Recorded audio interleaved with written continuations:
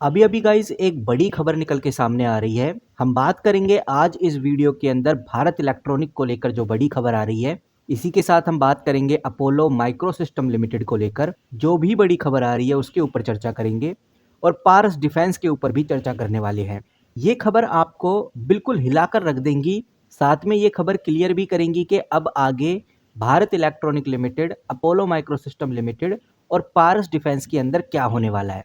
तो सबसे पहले हम चलते हैं भारत इलेक्ट्रॉनिक की तरफ और जानने की कोशिश करते हैं कि भाई बेसिकली भारत इलेक्ट्रॉनिक में वो कौन सी खबर आ गई है जिसकी वजह से आने वाले दिनों में पूरा डिफेंस सेक्टर आपको पॉजिटिव मूवमेंट में देखने को मिलेगा। सबसे पहली बात हमें ये ध्यान में रखकर चलनी है कि 31 अक्टूबर यानी कि कल कंपनी के क्वार्टरली रिजल्ट आने वाले हैं और क्वार्टरली रिजल्ट आने से पहले ही कंपनी ने एक बड़ा अनाउंसमेंट कर दिया है। यह अनाउंसमेंट 3 घंटे पहले का है। कंपनी के हाथ में एक बड़ा ऑर्डर लगा है, तो इस ऑर्डर पे अभी हम आएंगे, लेकिन उससे पहले मैं आपको बता दूं कि बेसिकली कंपनी करती क्या है। मैं इसको थोड़ा बड़ा कर देता हूं, या आप पहले डेट चेकआउट करिए। ये ऑर्डर आया 30 अक्टूबर 2025 को और जो कंपनी के क्वार्टरली रिजल्ट आएंगे वो 31 अक्टूबर 25 को आएंगे, यानी कि कल हमें देखने को मिलेंगे।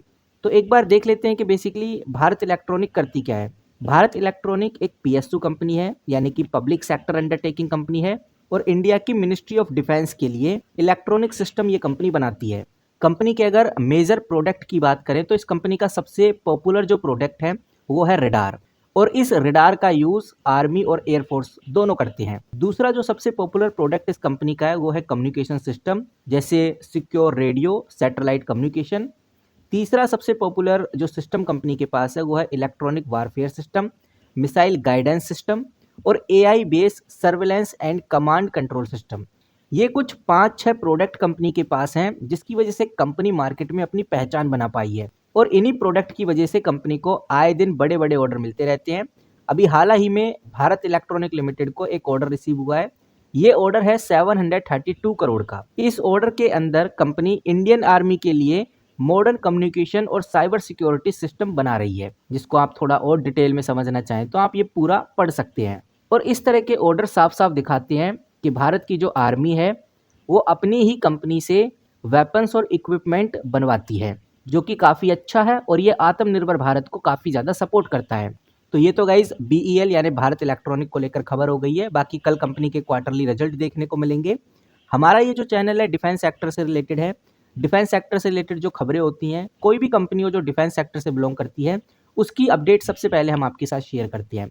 तो भारत इलेक्ट्रॉनिक लिमिटेड के क्वार्टरली रिजल्ट जैसे ही आएंगे वैसे ही तो मैं वीडियो नहीं बनाऊंगा, क्योंकि वैसे ही बनाने से कुछ डाटा मिस हो जाता है, कुछ इन्फॉर्मेशन मिस हो जाती है। इसीलिए जो पीडीएफ होगी वो लगभग 12 से 13 पेजेस की होगी। जैसे कि ये पुराने क्वार्टरली रिजल्ट की पीडीएफ है, ये भी 12 से 13 पेजेस की पीडीएफ है। तो कहने का मतलब ये है कि थोड़ा सा टाइम लगेगा पूरी पीडीएफ को समझने में, और उस पीडीएफ को समझते ही आपके सामने रिप्रेजेंट करूंगा। कुछ इस तरह से कंपनी के क्वार्टरली रिजल्ट हमें कल देखने को मिलेंगे। हालांकि ये जो पीडीएफ मैं आपके सामने रख रहा हूँ ये क्वार्टर 1 की पीडीएफ है। नाउ गाइज अब हम बात करते हैं एक बड़ी खबर की। यहाँ पर आप देखिए, सबसे पहले आप डेट चेकआउट करिए। ये आर्टिकल पब्लिश किया गया 30 अक्टूबर 2025, यानी कि ये आज का ही आर्टिकल है। अब यहाँ पर आप हेडलाइन पढ़िए। आप कोई भी आर्टिकल उठाकर देखेंगे तो आपको नजर आएगा कि अभी जो मार्केट में डिफेंस सेक्टर को लेकर जो सबसे चर्चित न्यूज़ आ रही है वो है एशियन डिफेंस मिनिस्टर्स की मीटिंग, जो कि मलेशिया के अंदर है। और इसको कौन अटेंड करने जा रहा है? बिल्कुल सही बात है, कौन अटेंड करने जाएगा? राजनाथ सिंह ही जाएंगे, क्योंकि वो डिफेंस मिनिस्टर है। मतलब आप ये समझिए कि defence minister Rajnath Singh Malaysia में होने वाली एशियन डिफेंस मिनिस्टर मीटिंग में शामिल होने जा रहे हैं। और इस मीटिंग के नाम से ही समझ में आता है कि ये जो मीटिंग है ये एशियन मीटिंग रहने वाली है, यानी कि साउथ ईस्ट एशिया के 10 देशों की मीटिंग होगी। इन 10 देशों के अंदर इंडिया, यूएस, चाइना, रसिया, जापान, ऑस्ट्रेलिया भी पार्टिसिपेट करते हैं। और यहाँ पर ये बात हमें ध्यान में रखकर चलनी है कि ये जो एशियन रीजन है, इस रीजन के अंदर चाइना का इन्फ्लुएंस काफी ज्यादा बढ़ रहा है और भारत को ये बात पसंद नहीं है और भारत अपनी प्रेजेंस जरूर दिखाएगा। राजनाथ सिंह अपनी प्रेजेंस दिखाए बगैर वो पीछे नहीं आने वाले, ये बात बिल्कुल तय होने वाली है। और इसी वजह से जो भारत इलेक्ट्रॉनिक कंपनी है, एचएएल यानी हिंदुस्तान एरोनॉटिक लिमिटेड जो कंपनी है, और डीआरडीओ जैसे बड़े इंडियन डिफेंस कंपनीज के लिए एक्सपोर्ट कोलैबोरेशन अपॉर्चुनिटी खुल सकती हैं, क्योंकि Rajnath Singh export collaboration opportunity रखने वाले हैं। वो बताने वाले हैं कि हमारी कंपनीज अब कैपेबल हैं डिफेंस इक्विपमेंट बनाने के लिए और हम चाहते हैं कि दूसरी कंट्रीज भी हमारे इक्विपमेंट का यूज़ करें, उनको खरीदें। इसीलिए गाइज ये मीटिंग बहुत खास हो जाती है। अब देखते हैं कि भाई इस मीटिंग का रिजल्ट क्या निकलता है। उसके बाद एक और बड़ी खबर, एक और बड़ी न्यूज़ निकल के सामने आ रही है। इस न्यूज़ को भी समझना बहुत ज़रूरी है। यहाँ पर आप देखेंगे तो आपको नज़र आएगा कि ये आर्टिकल भी 30 अक्टूबर 2025 को पब्लिश किया गया है, यानी कि आज का ही आर्टिकल है। और इधर आप देखिए, ये है हेडलाइन इस आर्टिकल की। आपको बहुत क्लियर नज़र आएगा। ये आर्टिकल कह रहा है कि यूएस और चाइना के बीच में इंडो पैसिफिक रीजन में काफ़ी अच्छा खासा कंपटीशन बढ़ रहा है और इसी कंपटीशन की वजह से भारत एक काफ़ी जानी मानी कंट्री हो गई है आज के टाइम पे। भारत अब अपनी मर्जी से ज़्यादा डिसीजन लेना चाहता है। भारत कह रहा है कि इस बार हम सिर्फ यूएस या चाइना के फॉलोवर नहीं बनना चाहते, क्योंकि भारत बहुत क्लियर बोल रहा है कि यूएस अपनी स्ट्रेटेजी बदल रहे हैं और यूएस भी यही चाहता है कि अब जो पार्टनर्स हैं खुद थोड़ा ज़्यादा अपने डिफेंस खर्च को बढ़ाएं, ज़्यादा जिम्मेदारी उठाएं। और इंडिया ने तो पहले ही फैसला कर लिया है कि अब हम इंपोर्ट नहीं करेंगे, यानी डिफेंस इक्विपमेंट इंपोर्ट नहीं करेंगे। अब सारा हम खुद ही जिम्मेदारी उठाएंगे और खुद ही बनाएंगे। तो भारत को एक बड़ा मौका मिल गया है अपनी पॉलिसी खुद बनाने का, अपनी कैपेसिटी खुद बढ़ाने का। लेकिन भारत यहाँ पर कह रहा है कि एक थोड़ा सा रिस्क जरूर रहेगा, क्योंकि अगर गलत साइड को हमने चूज कर लिया तो जियोपॉलिटिकल कॉस्ट और ज़्यादा बढ़ जाएगी। लेकिन गाइस कुछ भी कहो, भारत अब आत्मनिर्भर भारत की तरफ बढ़ रहा है और ट्रंप यानी कि यूएस भी यही कह रहा है कि अब जो कंट्रीज़ हैं जो कैपेबल हैं वो खुद से जिम्मेदारी उठाएं और खुद से अपने डिफेंस को मजबूत करें, जो कि कहीं ना कहीं भारत के लिए एक अच्छी अपॉर्चुनिटी है, एक अच्छा सिग्नल है। और गाइज इसी के चलते हुए हम आ गए हैं पारस डिफेंस पे। पारस डिफेंस एक ऐसी कंपनी है, आपको बताना चाहूँगा, ये एक प्राइवेट डिफेंस कंपनी है और बीईएल एक पीएसयू बेस्ड कंपनी है, यानी कि गवर्नमेंट बेस्ड कंपनी थी। ये जो पारस डिफेंस है ये स्पेस टेक मैन्युफैक्चरिंग कंपनी है। ये कंपनी काफ़ी हाई लेंसेज बनाती है, मिरर्स बनाती है, ताकि दूर से ही दुश्मन को देखा जाए। वहीं कंपनी मिसाइल, ड्रोन और सैटेलाइट्स के लिए भी काफ़ी जानी जाती है। इतना ही नहीं, ये company electro optics, mechanical structure और स्पेस पेलोड में भी काफ़ी स्ट्रॉन्ग प्रेजेंस दिखाती है।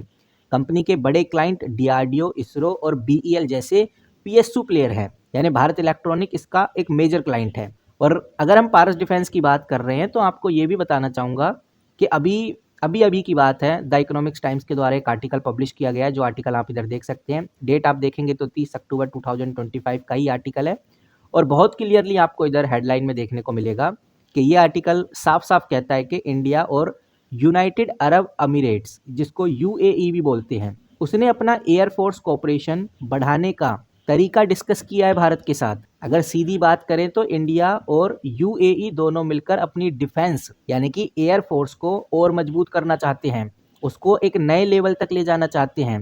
इसमें यूएई ट्रेनिंग चाहता है इंडिया से, एग्जीबिशंस चाहता है और इक्विपमेंट भी चाहता है, वो भी जो मॉडर्न बैटलफील्ड होने वाली है उसके हिसाब से वो इक्विपमेंट चाहता है। और इस खबर से ये हम कह सकते हैं कि भाई यूएई भारत से काफ़ी बड़े बड़े ऑर्डर लेगा और अगर ऐसा हुआ तो एयर डिफेंस में यूज होने वाले इक्विपमेंट यूएई खरीदेगा भारत से। सवाल बस यही आता है कि भाई इससे पारस डिफेंस का क्या फ़ायदा। तो अभी के लिए तो कोई डायरेक्ट फ़ायदा नहीं है, लेकिन फ्यूचर में आप अच्छे से जानते हैं पोटेंशियल पॉजिटिव ट्रिगर करता है। और ये पूरी डील के ऊपर ही डिपेंड करेगा कि इंडिया और यूएई की जो डील होगी वो टेक्निकली और मैन्युफैक्चरिंग उसका लिंक क्या होता है। और ज़्यादा हायर चांसेस हैं कि भाई अगर ऑर्डर हाथ में लगता है तो बीईएल के हाथ में लगेगा या फिर एचएएल के हाथ में लगेगा या फिर डीआरडीओ का रोल इसके अंदर इन्वॉल्व होगा। तो पारस डिफेंस जो कंपनी है ये एक सहायक कंपनी का रोल प्ले कर सकती है, एक इकोसिस्टम तैयार कर सकती है, एक वेंडर का काम कर सकती है, लेकिन 100% जो रोल है पारस डिफेंस का नहीं रहने वाला। इसीलिए पारस डिफेंस एक ऐसी कंपनी है, अगर ओवरऑल डिफेंस की जो बड़ी प्लेयर्स हैं, चाहे वो बीईएल हो, एचएएल हो, गार्डन शिप बिल्डर हो, कोचिंग शिपयार्ड हो, मजगांव डॉक शिप बिल्डर हो, बीडीएल हो, इनके ग्रोथ की वजह से पारस डिफेंस अपने आप तेजी पकड़ने लगेगा। Now last but not least, यानी कि Apollo microsystem limited. Apollo microsystem limited के बारे में ज़्यादा तो नहीं कहूँगा, लेकिन एक बात जरूर आपके सामने रखना चाहूँगा। कंपनी के लेटेस्ट क्वार्टरली रिजल्ट ही पूरी पिक्चर क्लियर करेंगे और कंपनी के latest quarterly result I think 3 नवंबर या 4 नवंबर के आसपास आपको देखने को मिल जाएंगे।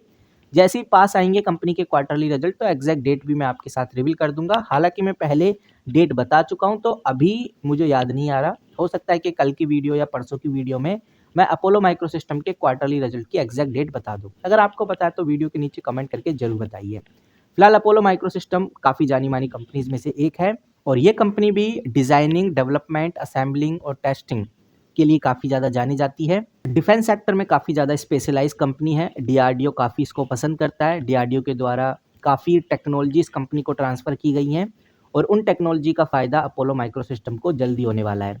अब जो भी बड़े ऑर्डर्स देखने को मिल रहे हैं अपोलो माइक्रोसिस्टम में, वो डीआरडीओ की वजह से मिल रहे हैं, क्योंकि डीआरडीओ ने अपनी टेक्नोलॉजी अपोलो माइक्रोसिस्टम को ट्रांसफ़र की है। बाकी गाइज अपोलो माइक्रोसिस्टम में आज कोई खास बदलाव देखने को मिला नहीं है। भारत इलेक्ट्रॉनिक में कल हमें बड़ा बदलाव देखने को मिलेगा और जो पारस डिफेंस है वो तो अभी न्यूट्रल फेस में चल ही रहा है, यानी कि पारस डिफेंस धीरे धीरे ग्रो कर रहा है, जो कि अच्छी बात है। अगर इन तीनों कंपनीज में ये हम देखें कि कौन सी कंपनी सस्ते प्राइस पे मिल रही है, तो यहाँ पर आप बहुत क्लियरली देख सकते हैं भारत इलेक्ट्रॉनिक का पीई 54 के आसपास देखने को मिलेगा और अगर आप अपोलो माइक्रोसिस्टम का पीई देखेंगे तो 139। कहने का मतलब ये है कि भारत इलेक्ट्रॉनिक बहुत सस्ते प्राइस पे मिल रही है अपोलो माइक्रोसिस्टम के अकॉर्डिंग, और पारस डिफेंस का जो पीई है आप देख सकते हैं 89 है। और इधर भी आइडिया लग जाता है कि भाई सबसे महंगी जो कंपनी आज हमें देखने को मिल रही है वो है अपोलो माइक्रोसिस्टम, जो कि 139 के पीई पे है। उसके बाद जो महंगी कंपनी देखने को मिलती है वो है गाइस पारस डिफेंस। पारस डिफेंस का पीई है 89 और सबसे सस्ती इन सभी कंपनीज में से देखने को मिल रही है वो है भारत इलेक्ट्रॉनिक। और भारत इलेक्ट्रॉनिक ही सबसे बड़ी कंपनी है, क्योंकि अगर आप इधर देखेंगे तो कंपनी का मार्केट कैप लगभग 3 लाख करोड़ का है। अपोलो माइक्रोसिस्टम का मार्केट कैप सिर्फ 9,000 करोड़ के आसपास है और पारस डिफेंस का माइक्रोसिस्टम अपोलो माइक्रोसिस्टम से भी छोटा है, 5 से 6 हज़ार करोड़ के आसपास। तो आज की वीडियो में इतना ही। जैसी कोई नई खबर आती है तो आपके साथ जरूर शेयर करूंगा। मिलते हैं किसी नई वीडियो के साथ, तब तक के लिए take care and good bye.